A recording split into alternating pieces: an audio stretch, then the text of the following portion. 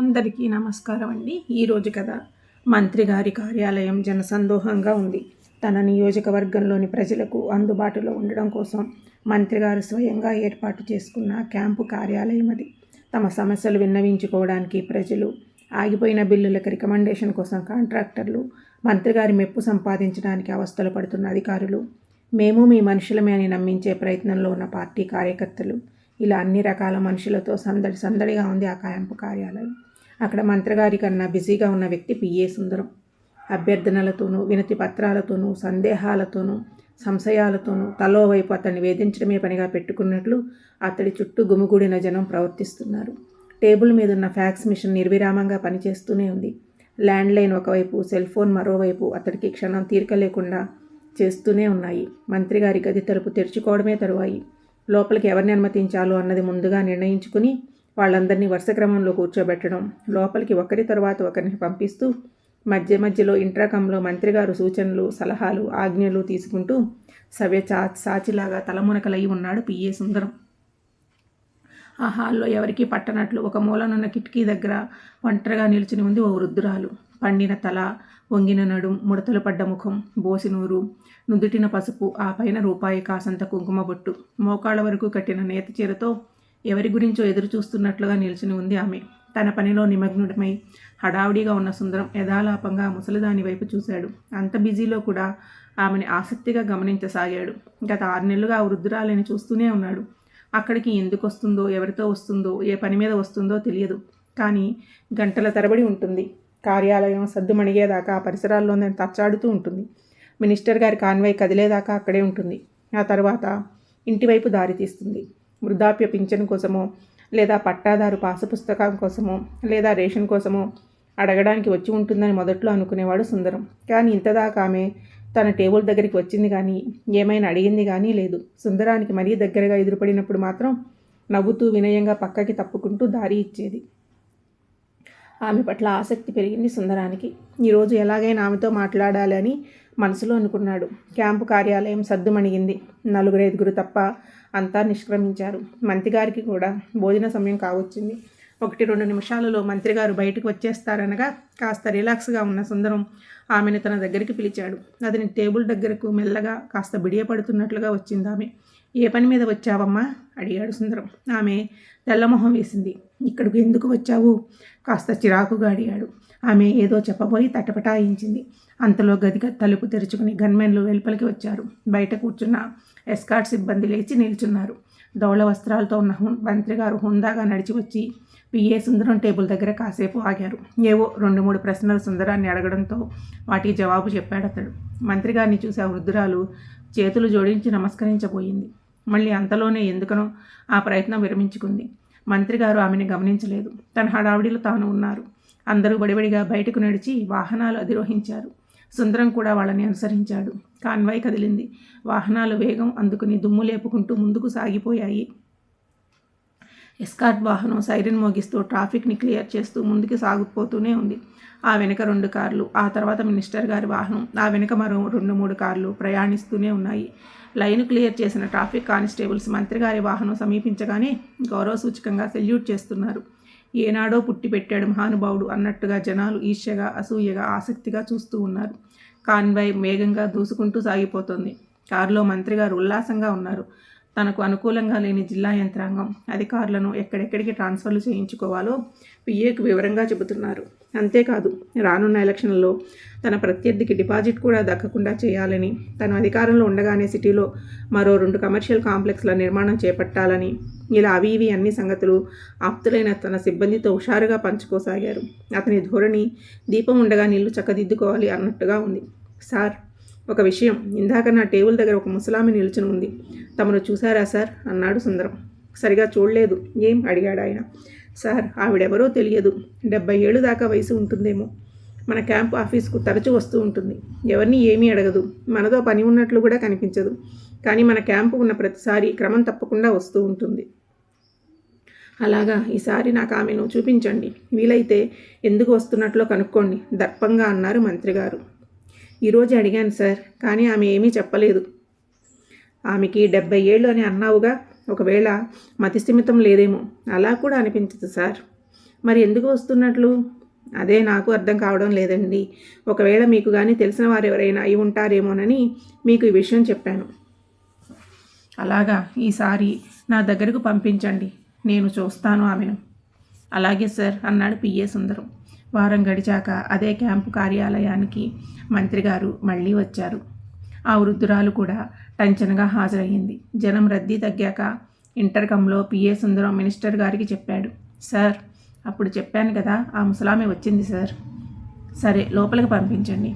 PA సుందరం ఆమెను దగ్గరికి పిలిచి మంత్రి గారితో మాట్లాడతావా అని అడిగాడు. ఆమె ఆందోళన పడుతూ వద్దు వద్దు అంటూ తల అడ్డంగా ఊపింది. మళ్ళీ అంతలోనే ఏమనుకుందో ఏమో వెళ్ళడానికి తన సమ్మతిని సుందరానికి తెలియజేసింది. వెంటనే ఆమెని లోపలికి పంపించాడు అతను. ఎయిర్ కండిషన్ వల్ల అతి చల్లగా ఉన్న గదిలోనికి బెరుకుగా అడుగుపెట్టింది ఆమె. అక్కడున్న ఖరీదైన సోఫాల్లో 4-5 పెద్ద మనుషులు ఎవరో కూర్చుని ఉన్నారు. రివాల్వింగ్ చైర్లో మంత్రిగారు హోందాగా ఉన్నారు. టేబుల్ మీద ఏవేవో కాగితాల కట్టలు ఉన్నాయి. ఆమెకి ఆ వాతావరణం అంతా కొత్తగా ఉంది. ముందు వరండాలో అటు నుంచి అటే తప్ప ఆమె ఈ గదిలోనికి ఎన్నడూ రాలేదు. బితుకుమంటూ అందరినీ చూస్తూ నిల్చుంది. రండమ్మా, కూర్చోండి అన్నారు మంత్రిగారు కుర్చీ చూపిస్తూ. కూర్చోలేదామె, నిల్చునే ఉంది. చేతులు జోడించి నమస్కరించబోయి మళ్ళీ అంతలోనే విరమించుకుంది. తనను చూసి చూడగానే అందరూ వంగి దండాలు పెట్టేవాళ్లే. అలాంటిది ముసల్ది చెయ్యి ఎత్తకుండా లోపలికి రావడంతో మినిస్టర్ గారి అహం ఒకంత దెబ్బతింది. ఆ వృద్ధురాలు ఆ విషయం గ్రహించినట్లే ఉంది. ఈ వయసులో చిన్నవాడికి నమస్కరిస్తే క్షణం బాబు అంది. మంత్రిగారు చిన్నగా నవ్వారు. చెప్పండి, మీరేం కావాలి అని అడిగాడు. నాకే సహాయం వద్దు బాబు అంది ఆవిడ. అదేమిటి మరి, నన్నెందుకు కలవాలనుకుంటున్నారు అడిగారు ఆయన. 2 క్షణాలు మౌనం వహించింది. చిన్నప్పుడు మీ పొరుగింట్లో ఉండేవాళ్ళం బాబు. అప్పుడు నెలల పిల్లాడు మీరు. 5 సంవత్సరాల దాకా అక్కడే ఉండి ఆ తర్వాత పట్నం వెళ్ళిపోయారు మీరు అంది. అలాగా, సరే, మిమ్మల్ని పోల్చుకోలేకపోయాను. బాగున్నారు కదా, కాఫీ కానీ టీ కానీ తీసుకుంటారా అడిగారు ఆయన మర్యాదగా. నిజానికి ఆమె ఎవరో ఆయనకి తెలియదు. మర్యాద కోసం అలా మాట్లాడారు అంతే. వద్దు బాబు, మిమ్మల్ని చంకనేసుకొని తిప్పేదాన్ని. అంత బిడ్డ ఇంతగా ఎదిగారంటే సంతోషంగా ఉంది బాబు. ఆ మాటకి మంత్రిగారు పొంగిపోలేదు. ముసల్ది పొగడ్తలతో ముంచెత్తుతోంది. అంటే తన నుండి ఏదో పెద్ద ప్రయోజనం ఆశిస్తుందని అర్థం. మంత్రిగారి మెదడు చురుకుగా ఆలోచిస్తోంది. బాబు, ఏవేవో వ్యాపకాలతో తీరిక లేకుండా మీరుంటారు. కళ్ళారా తమని చూశాను, మాట్లాడాను, అదే చాలు. మరి వెళ్ళొస్తాను బాబు. వెనక్కి తిరిగి వడివడిగా నడుచుకుంటూ గదిలో నుండి బయటకు వెళ్ళిపోయింది. మంత్రిగారికి ఏమీ అర్థం కాలేదు. ఆమె ఎందుకొచ్చినట్లు, ఎందుకెళ్ళినట్లు? ఆ రాత్రి ఇంట్లో పినతల్లిని పరామర్శించడానికి వెళ్ళారు మంత్రిగారు. ఆవిడ పెద్ద వయస్కురాలు, ఆరోగ్యం నిలకడగా ఉండదు. మంచం మీద ఎక్కువసేపు పడుకుని విశ్రాంతి తీసుకుంటూ ఉంటుంది. ఆమె పక్కనే కూర్చుంటూ, చిన్నమ్మ, ఒంట్లో ఎలా ఉంది? కులాసేనా? వేళకు మందులు వాడుతున్నావా అడిగారు ఆయన ఆప్యాయంగా. బాగానే ఉంది నాయన, ఆకు పండిపోయింది. నేల రాలిపోక తప్పదు కదా. నువ్వు వేళకు తింటున్నావో లేదో, ఎప్పుడు పరుగులే పరుగులు. టీవీలో వార్తలు చూస్తూ ఉంటే భయం వేస్తోంది. మొన్న అదేదో నగరంలో బాంబు పేలుళ్ళు. జాగ్రత్త నాయన, పేల్చింది తీవ్రవాదులో, ప్రతిపక్షం వారో తెలియదు. మనుషులు చంపుకోవడాలు ఏమి రాజకీయాలో ఏమిటో నిట్టూర్చుంది ఆవిడ. నా విషయం గురించి బెంగపడకు చిన్నమ్మ. కట్టుదిట్టమైన పోలీస్ నెట్వర్క్ మాకు ఉంటుంది. చాప కింద నీరులా సెంట్రల్ ఇంటెలిజెన్స్ పనిచేస్తూ ఎప్పటికప్పుడు సమాచారాన్ని అందిస్తూ ఉంటుంది. నా గురించి నువ్వు దిగులు పడబాకు. ఏం ఇంటెలిజెన్సో ఏం పోలీసులో. ప్రధానమంత్రి ఇందిరాగాంధీ రాజీవ్ గాంధీని మాత్రమే కాదు, రాష్ట్రంలో ఎందరో నాయకుల్ని పొట్టన పెట్టుకోలేదు. అప్పుడు ఏం చేస్తోంది మీ వ్యవస్థ అడిగింది ఆమె ఆయన్ని సూటిగా. మంత్రిగారు కంగు తిన్నారు. సర్లే గాని చిన్నమ్మ, ఇప్పుడు ఆ విషయాలు ఎందుకు కానీ, నీతో ఒక విషయం మాట్లాడదామని వచ్చాను. అవునా, ఏమిటో అది? అదే, మన క్యాంపు కార్యాలయానికి చాలా కాలంగా ఒక ముసలమ్మ క్రమం తప్పకుండా వస్తోంది చిన్నమ్మ. ఇంచుమించు నీ వయసే ఉంటుంది. ఈవేళే ఆమెతో మాట్లాడాను. మన ఎదురింట్లో ఉండేవారట. నన్ను ఎత్తుకుని ఆడించేదట. ఏం కావాలి అని అడిగితే ఏమీ వద్దంటూ వెళ్ళిపోయింది. కానీ చిన్నమ్మ, ఆమె ఏదో దాస్తున్నట్లు, ఏదో పెద్ద సహాయమే అడగబోతున్నట్లు అనిపిస్తూ ఉంది. ఆ విషయం గురించి నువ్వు ఏమైనా చెబుతావేమోనని. మనింటికి ఎదురిల్లా ఎవరై ఉంటారు చెప్పమా? నాకు అంతగా గుర్తుకు రావడం లేదు. అయినా నువ్వు మంత్రివి కదా, అలా రకరకాలుగా చెబుతూ వస్తూ ఉంటారు. నీకు మరింత దగ్గర అవ్వడానికి. సర్లే, ఇప్పుడు ఏమైంది అడిగింది ఆమె. ఏం కాలేదు. 6 నెలలుగా క్రమం తప్పకుండా వస్తూ పోతూ ఉంటుంది. ఏ పని చేసి పెట్టమని అడగదు చెప్పాడు. అలాగా, తెల్లగా ఎత్తుగా ఉంటుందా? జ్ఞాపకం చేసుకుంటూ అడిగింది ఆవిడ. కాదు, చామన ఛాయగా పెద్ద కుంకుమ బొట్టుతో ఉంటుంది. కుంకుమ బొట్టు అనగానే గుర్తొచ్చింది. నుదుటిన పసుపు రాసి రూపాయి కాసంత బొట్టు పెట్టుకుని ఉందా? అచ్చం అలాగే ఉంది. నువ్వు చెబుతున్నట్లుగానే. ఆవిడైతే నాకెందుకు తెలీదు? ఆవిడే. ఎవరు చిన్నమ్మ? ఆత్రంగా అడిగారు మంత్రిగారు. పేరు గుర్తొచ్చి చావడం లేదు, మర్చిపోయాను. మనిషి చాలా మంచిది, అభిమానం గల మనిషి. అన్నట్టు ఒక విషయం, నీ చిన్నతనంలో మీ అమ్మకు పురిట్లోనే కామెర్లు సోకి చనిపోతే ఆవిడే నిన్ను పెంచింది. తల్లి లేని పసికందువని చాలా ప్రేమగా చూసేది నిన్ను. అప్పటికీ ఆవిడ కూడా బాలింతరాలే. నీ ఈడు కొడుకో కూతురో ఉన్నట్లు గుర్తు. తన పిల్లాడికి పట్టువాలు అలవాటు చేసి తల్లి లేని పిల్లాడివని నీకు చనుబాలు పట్టేది. 4-5 వయసు దాటాక ఆమె దగ్గర చంకదిగకుండా పెరిగావు. ఏది ఏమైనా ఆమెకు మనం చాలా రుణపడి ఉన్నాం బాబు. ఒకవేళ మళ్ళీ వచ్చి ఏదైనా సహాయం కోరితే తప్పకుండా చెయ్యి. అంతేకాదు, ఈసారి వస్తే నా దగ్గరికి కూడా తీసుకురా. ఇన్నేళ్ల తర్వాత ఆవిడ ఎలా ఉందో చూడాలి, మాట్లాడాలి. మంత్రిగారికి విషయం బోధపడింది. పినతల్లి చెప్పిన సంగతి వాస్తవమే కావచ్చు, కానీ ఆ సంగతి ఎట్టి పరిస్థితుల్లోనూ అతడికి రుచించలేదు. తనేమిటి, ఆ ముసలిదేమిటి, ఆ పేదరాలు తన బోటివాడికి పాలివ్వడం ఏమిటి? ఏ కోసానా నమ్మబుద్ధి కావడం లేదు, మనసు అంగీకరించడం లేదు. ఇదంతా అబద్ధమైతే బాగుండు. అయినా తను పినతల్లిని అనవసరంగా కదిపాడు. అతడిలో ఈగో గతాన్ని అంగీకరించలేకపోతుంది. పరిపరి విధాలుగా పరిభ్రమిస్తుంది మంత్రిగారి మనస్సు. అతడికి చిరాకుగా ఉంది, అనీజీగా ఉంది, అసహనంగా ఉంది. కొన్ని రోజుల తర్వాత తన క్యాంపు కార్యాలయంలో ఆ వృద్ధురాలిని మళ్ళీ చూశారు మంత్రిగారు. ఆమె అదే కిటికీ దగ్గర అదే చోటులో నిల్చుని ఉంది. అతను ఆమెను ఓరగా చూసినప్పటికీ కూడా చూడనట్లే వడివడిగా నడుచుకుంటూ తన ఛాంబర్లోకి వెళ్ళిపోయారు. తన చైర్లో కూర్చున్నారన్న మాటే కానీ మనసు స్థిమితంగా లేదు. ఆమె తరచూ ఎందుకు వస్తున్నట్లు, ఏం ఆశిస్తున్నట్లు? Intercom button నొక్కారు. అటునుంచి సుందరం లైన్లోకి వచ్చాడు. ఆ ముసలామే వచ్చింది. నేను బిజీగా ఉన్నానని చెప్పి ఒక 1000 రూపాయలు ఇచ్చి పంపించండి చెప్పారు ఆయన పిఏతో. 5 ఏళ్ల కాలంగా తనలోని సత్తువుని క్షీరదారులుగా చేసి తనని పెంచి పోషించినందుకు నజరానా 1000 రూపాయలేనా అని తన అంతరాత్మ నిలదీస్తూ అడిగినట్లయింది. మళ్ళీ పిఏకి డయల్ చేసి 1000 కాదు 5000 ఇచ్చి పంపించండి చెప్పారు అసహనంగా. పిఏ సుందరం సైగ చేసి పిలవడంతో మెల్లగా నడిచి అతని టేబుల్ని సమీపించింది ఆమె. సార్ తీరికగా లేరు, నీకు ఈ సొమ్ము ఇమ్మన్నారు అంటూ అతను 500 రూపాయల కాగితాల్ని అందించాడు. వాటిని చూసి ఉలిక్కి పడినట్లయింది ఆమె. నేను అందుకోసం రాలేదు. వద్దు తనలో తాను సనుక్కుంటూ వెనుకడుగు వేస్తూ దూరంగా జరిగిపోయింది. ఆమె నిరాకరిస్తూ కిటికీ దగ్గరకు వెళ్ళిపోవడాన్ని చూసిన పిఏ సుందరం హతుసుడయ్యాడు. ఆమెకి మినిస్టర్ గారికి మధ్యలో అసలు ఏం జరుగుతుందో అతడికి ఏమీ అర్థపట్టలేదు. మినిస్టర్ గారు ఫ్రీ అయ్యాక ఆమె డబ్బు తీసుకోలేదన్న సంగతి చెప్పాడు సుందరం. మంత్రి గారు వెళ్ళిపోయేటప్పుడు కూడా ఆ వృద్ధురాలు అక్కడే నిలుచుని దీనంగా దిగులుగా చూడసాగింది అతని వైపు. ఆమె వైపు చూడకుండా పట్టించుకోకుండా కారు దగ్గరికి వడివడిగా నడిచి వెళ్ళిపోయారు ఆయన. ఆ రాత్రి మంత్రి గారికి నిద్ర దూరమైంది. అపరాధ భావం ఏదో అతన్ని వెంటాడుతూ ఉంది. మంచం మీద నుంచి లేచారు. భార్య గాఢ నిద్రలో ఉంది. ఏం చేయాలో తోచక పిన్నమ్మ గది వైపు అడుగులు వేశారు. తలుపు చిన్నగా తెరిచి లోపలి వచ్చి చూశారు. అలికిడికి ఎవరది అంటూ అడిగిందామె. చిన్నమ్మ, నేనే. ఇంకా నిద్రపోలేదా నువ్వు అడిగారు ఆయన. లేదు నాయనా, నిశాచరిని, నిద్ర ఎలా వస్తుంది? నా సంగతి సరే, నువ్వింకా పడుకోలేదేమిటి అడిగింది ఆవిడ. లేదు చిన్నమ్మ, నిద్ర రావడం లేదు, అందుకే నీ గదిలోనికి వచ్చాను. రానాయన, ఇలా వచ్చి కూర్చో. పినతల్లి మంచం మీద చతికిలబడ్డారాయన. చిన్నమ్మ, ఆమె గురించి ఇంకా ఏమైనా చెప్పు అడిగారు ఆసక్తిగా. ఆమె అంటే ఎవర్రా? నీ భార్య గురించా? కాదు చిన్నమ్మ, నా చిన్నతనంలో మన ఎదురింట్లో ఉన్న ఆమె గురించి. అదే తరచూ క్యాంప్ కార్యాలయానికి వస్తోందని చెప్పాను కదా, ఆమె గురించి. ఇంత అర్ధరాత్రి వేళ ఆ విషయాలు ఎందుకంటే అదే, ఏమీ లేదు, చిన్నప్పటి సంగతులు కదా, తెలుసుకోవాలనే ఆసక్తి అంతే తడబడుతూ అన్నారు మంత్రిగారు. అలాగా, జ్ఞాపకం చేసుకొని మరి. ఒకసారి నీళ్లగోళం దగ్గర నువ్వు ఆడుకుంటూ అందులో తలకిందులుగా పడిపోయావు. కాసిని నీళ్లు కూడా తాగేసి ఊపిరి అందక ఉక్కిరిబిక్కిరి అవుతూ ఉంటే అప్పుడు ఆమె ఎంతగా అల్లాడిపోయిందో తెలుసా? నా కొడుకో అంటూ నెత్తినోరు బాదుకుంటూ పెద్దగా రోధించసాగింది. పెంచిన ప్రేమ తీపి కాబోలు. వాడికేం కాలేదని మేమంతా చెబుతున్నప్పటికీ కూడా ఒకంత ఆమె కుదుట పడలేదు. ఆ తర్వాత అంటే ఇంకా ఏం చెప్పను, సొంత బిడ్డలాగా సాకింది నిన్ను, గారాబం చేసేది. మీ నాన్నకి ట్రాన్స్ఫర్ అయ్యి ఆ ఊరు వదిలేసి వెళ్ళిపోయేసరికి ఆమె మీద నువ్వు బెంగబెట్టుకుని అనారోగ్యం పాలయ్యావు. అప్పుడప్పుడు వచ్చి చూసిపోతూ ఉండేది. ఆ తర్వాత నీకు ఊహ తెలిసి పెద్దవాడివి అవుతున్న కొద్దీ ఆమెకు కూడా కుటుంబ వ్యాపకాలు పెరగసాగాయి. కాలక్రమంలో దూరం పెరిగిపోసాగింది. తర్వాత ఆమె సంగతులేవి మనకు తెలిసేవి కావు. మళ్ళీ ఇన్నాళ్ళు గడిచాక ఆమె గురించి నువ్వు చెప్పడం ఆపింది ఆమె. మరి మన కుటుంబ సభ్యులందరితోనూ ఎలా ఉండేది? మా ఎవరితోనూ అంతగా ఏమీ మాట్లాడేది కాదు.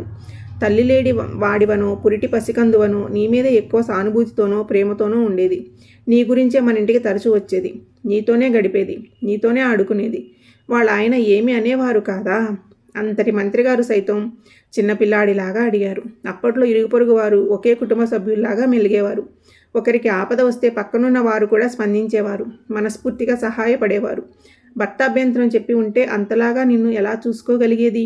మంత్రిగారు ఇంకా ఏదో అడగబోయారు. నాకు నిద్ర వస్తోంది నాన్న, చాలా రాత్రి అయింది, పోయి పడుకో. ఆమె నిద్రకు ఉపక్రమిస్తుంటే ఇక తప్పదన్నట్లుగా బయటకు నడిచారు. ఆ మరుసటి రోజు ఆమె గురించి ఆరా తీయమని సుందరాన్ని పురమాయించారు. 2 రోజుల తర్వాత మంత్రిగారికి ఆమె గురించి అన్ని వివరాలు అందచేశారు పిఏ సుందరం. ఆమె పేరు పున్నమ్మ. ఒక కొడుకు కూతురు ఉన్నారని, కూతురికి పెళ్ళై వేరే ఊళ్ళో ఉంటోందని, కొడుకు పిల్లలు కూడా కాలేజీ చదువులు చదువుతున్నారని, పున్నమ్మ పాల వ్యాపారం చేస్తూ 2 డాబా ఇళ్ళు కట్టించిందని, ఇప్పటికి కూడా అదే వ్యాపారాన్ని కొడుకు కోడలు చూసుకుంటున్నారని, ఆర్థికంగా కూడా వాళ్ళకి పర్వాలేదని చెబుతూ ఆఖరున ఆసక్తికరమైన విషయం చెప్పాడు సుందరం.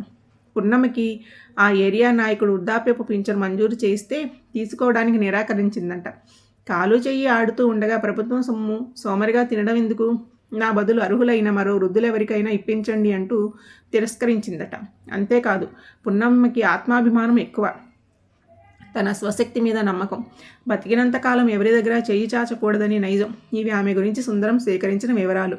అటువంటి మనిషికి డబ్బు ఇవ్వజూపుతూ అనవసరంగా బాధ పెట్టాం అనుకున్నారు మంత్రిగారు. ఎన్ని విన్నా ఎన్ని కన్నా ఆమె మీద మంత్రిగారికి మమకారం ఏర్పడడం లేదు. బాల్యంలో పాలించినంత మాత్రాన ఇలా వస్తూ పోతూ తనను విసిగించడం ఎందుకు? రేపు ఏ మీడియా వాడు ఆమెను ఇంటర్వ్యూ చేసి అసలు విషయాన్ని పక్కన పెట్టి లేనిపోని అవాకులు చవాకులు రాసి ప్రసారం చేసేయరా? అంతటితో వ్యవహారం ఆగుతుందా? మంత్రిగారి తండ్రి గారి అక్రమ సంబంధం లేదా మంత్రిగారి సవితి తల్లి లాంటి హెడ్డింగ్లతో లేనిపోనివి కవించి వార్తలు రాసేయరా? తనకేమిటి సమస్య? తనకెందుకీ తలనొప్పి? దీనికి పరిష్కారం ఎలా? తీవ్రంగా ఆలోచించసాగారు మంత్రిగారు. పున్నమ్మ గురించి సుందరం చెప్పిన మరో విషయం ఆ క్షణాన మంత్రిగారికి గుర్తుకు వచ్చింది. క్యాంపు కార్యాలయానికి పున్నమ్మ తన ఇంటి నుండి దాదాపు 2 కిలోమీటర్ల దూరం నడిచే వస్తుందట. ఆ వయసులో అంత దూరం ట్రాఫిక్లో అలా నడిచి వస్తున్నప్పుడు ఏ గుర్తు తెలియని వాహనమో ఢీకొంటే, అవును, ఆమెను ఏ వాహనమో గుద్దేసి వెళ్ళిపోతే ఏమిటి పరిస్థితి? మంత్రిగారి పెదాల మీద సన్నని నవ్వు మెరిసి మాయమైంది. అవును, పున్నమ్మ సమస్యకి పరిష్కారం లభించింది. ఆ వారం రోజులు శాసనసభ సమావేశాలతో మినిస్టర్ గారు బిజీగా ఉన్నారు. తిరిగి నగరానికి ఆ రోజే రాక ఎయిర్పోర్టులో కార్యకర్తల ఘనస్వాగతాన్ని అందుకుంటూ క్యాంపు కార్యాలయానికి విచ్చేశారు. జనసందోహం కాస్త మందగించాక పిఏ సుందరం మంత్రిగారి చెంతకు వచ్చి విచారంగా చెప్పాడు. సార్, పున్నమ్మ చనిపోయిందట. ఆ మాటకి ఆయన అదిరిపడ్డారు. ఎప్పుడు, ఎలా అడిగారు ఆత్రంగా. నిన్న ఉదయం బాత్రూంలో కాలు జారి గోడకు కొట్టుకుందట. తలకి బలమైన గాయం తగిలి ప్రాణం పోయిందట. అంత్యక్రియలు ఈరోజు సాయంత్రం అని తెలిసింది చెప్పాడు సుందరం. మంత్రిగారికి మనసంతా పిండేసినట్లయింది. ఎవరినీ లోపలికి పంపించకండి అంటూ పిఏకి చెబుతూ మౌనముద్రలోనికి వెళ్ళిపోయారు ఆయన. అతడి మనసులో లేదు. తను అపరాధి. అవును, నిజంగా తను అపరాధే. తన నుంచి ఏమీ ఆశించని పిచ్చి తల్లి మూగ ప్రేమకు బదులుగా ఒక్కటంటే ఒక్కటి స్వచ్ఛమైన ఆప్యాయమైన చిరునవ్వుతో కూడిన పలకరింతను ఇవ్వలేకపోయాడు. సరికదా ఆమె తన నుండి ఏం ఆశిస్తుందోనని నిరంతరం భయపడిపోయాడు.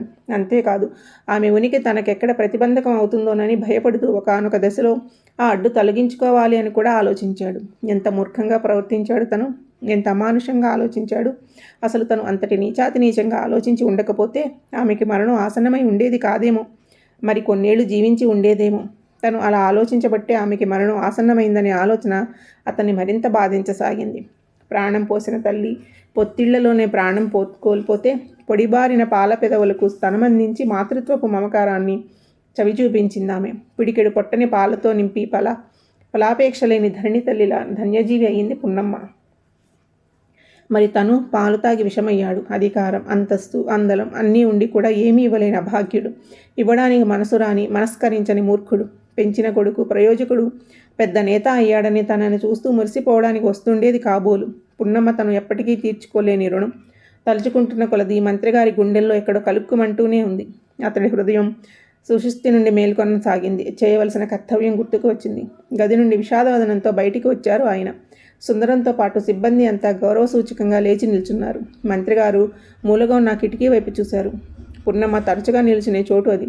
బోసిపోయి కనిపించింది. ఆపేక్ష నిండిన కళ్ళు, వాత్సల్యపు చూపులు ఇక మీదట కనుమరుగైపోయాయి. అతని గుండెని పిండినట్లయింది. సుందరం గారు, పున్నమ్మ అంత్యక్రియలు నా చేతుల మీదుగా జరిపించే ఏర్పాట్లు చూడండి చెప్పారాయన గద్గద స్వరంతో.